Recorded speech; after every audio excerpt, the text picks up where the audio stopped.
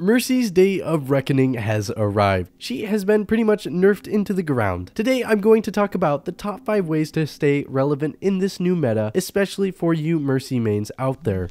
My name is Nathan and welcome to Blizzard Guides. So as most of you guys might have pieced together by now, Mercy has been nerfed.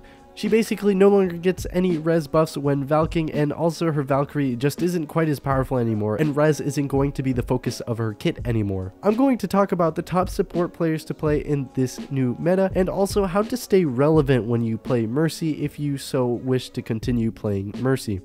My first suggestion would be to play a lot of Moira, especially if you're coming from Mercy. Moira is very mechanically similar to Mercy in the sense that she is more tracking based and about positioning, especially since her escape ability is very similar to Mercy's, except for you don't need a teammate to fly to, you can just fly yourself. Moira is focused on group healing though, rather than enabling just one teammate, which is really good in the long term.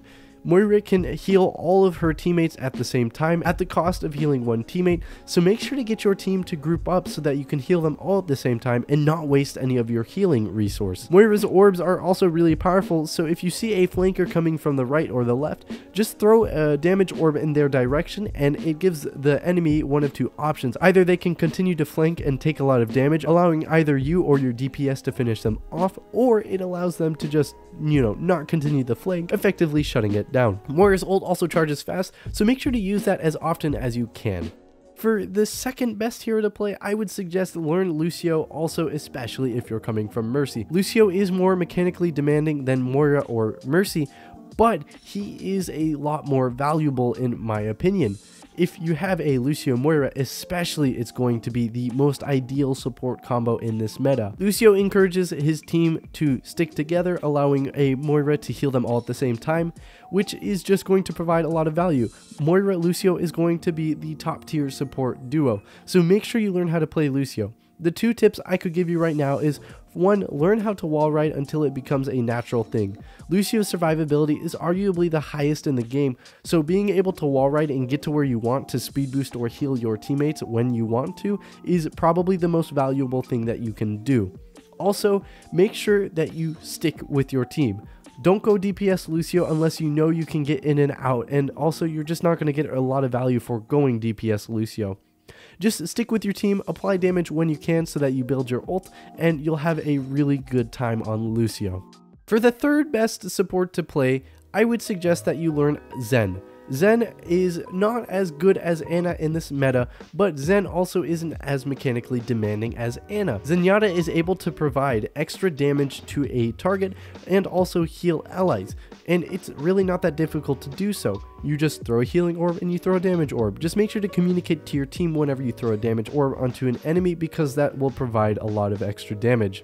Also, Zenyatta is able to do a lot of damage himself, so make sure that you're always constantly doing damage. If you hold your right click and charge all 5 orbs, you're able to effectively do around 300 to 400 damage on a tank, meaning you're pretty much a tank buster. If you have a Discord on an Orisa and land all 5 headshots, she'll be pretty much dead.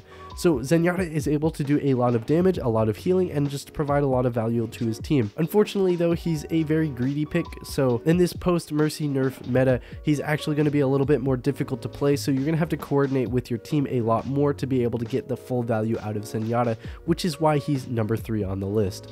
Ana is the next recommended hero to learn. Ana will still be at the top tiers of pro play, and I would like to see her pretty much everywhere, but unfortunately Ana is a sniper. So if you want to get full value out of Ana, you have to land all of your shots. Also, you really have to manage your sleep dart and your grenade and know when and where to throw those, which is why she's not as high on the list. If you're coming from Mercy, I would push you away from learning Ana first out of the gate, just because she's really difficult to play anyway. Obviously though, if you have good aim and you understand Ana well enough, she's somebody that I would strongly suggest to learn to play. Just remember to really manage your grenade and use that on enemies more often than on your allies, just because you can, nullify any healing that they get. I mean, there's not much more value that you can provide than that. Also, learn to land your sleep darts, just because that is probably the most underrated ability in the game. Sleep dart can shut down pretty much anything in the game. I wish more people would really focus on learning how to use sleep dart the best. Lastly, I'm going to talk about Mercy. Mercy isn't going to go anywhere. She still exists. She's not deleted from the game. She will be a lot more difficult to play in this new meta, but she's still something that you can play. I would suggest just to remember to play with your team as always, and also your res isn't going to be as powerful anymore. Don't go for any risky reses. If you think that you can't get the res, don't go for it.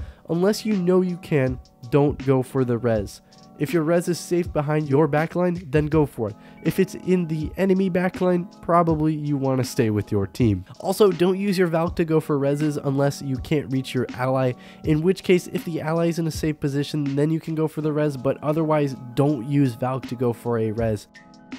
Anyway, let me know what you guys think about this Mercy nerf. I know it's pretty tough on you Mercy mains out there. It's just going to be pretty difficult to play Mercy in this post-Mercy nerf meta. But I still would like to see Mercy mains out there not lose any hope just because Mercy is going to be nerfed. I would just suggest to learn some new heroes and pick up some tricks from other supports, which will overall enhance your overall toolkit and your hero pool, meaning you'll be a better player and you'll climb a lot faster. Don't forget to leave a like, as that really helps us out, and also don't forget to subscribe. We have a lot of really good Overwatch content coming out and stuff from Overwatch League to Overwatch meta discussions, so there's a lot of stuff I think you guys will find enjoyable there. Anyway, thanks for watching. My name is Nathan and this was Blizzard Guides.